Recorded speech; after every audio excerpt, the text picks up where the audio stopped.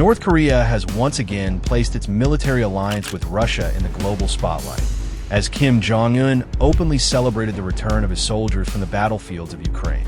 At a grand ceremony in Pyongyang, the North Korean leader praised the fighters who took part in Russia's campaign, calling them heroes of the nation, state media reported on Friday.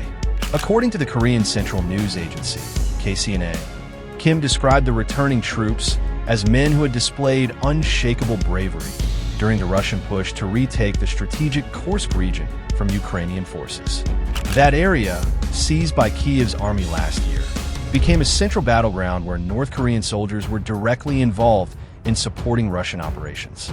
In his address, Kim declared that the actions of these overseas fighters had demonstrated the true might of the People's Army, underscoring his regime's view that the conflict serves as both a test of loyalty and an opportunity for North Korea to show its value to Moscow.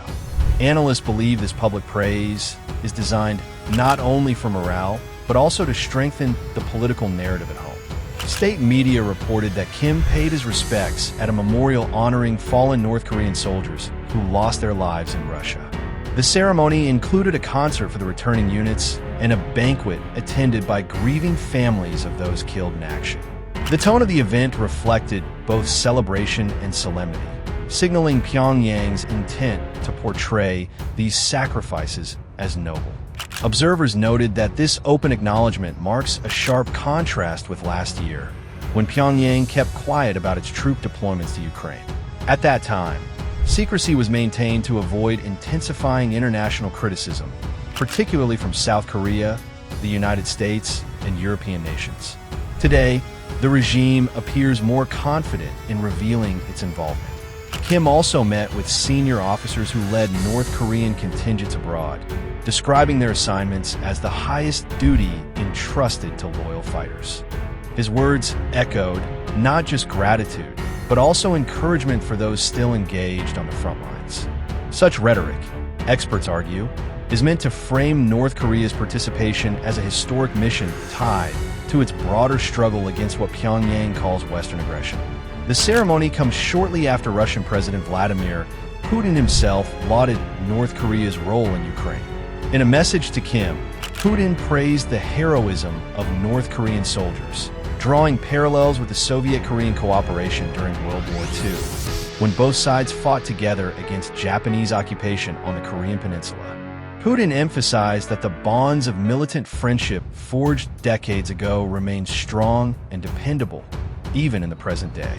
This narrative not only strengthens Moscow's justification for foreign troops on Ukrainian soil, but also signals the depth of its partnership with Pyongyang, which is becoming one of Russia's most significant allies in its confrontation with the West.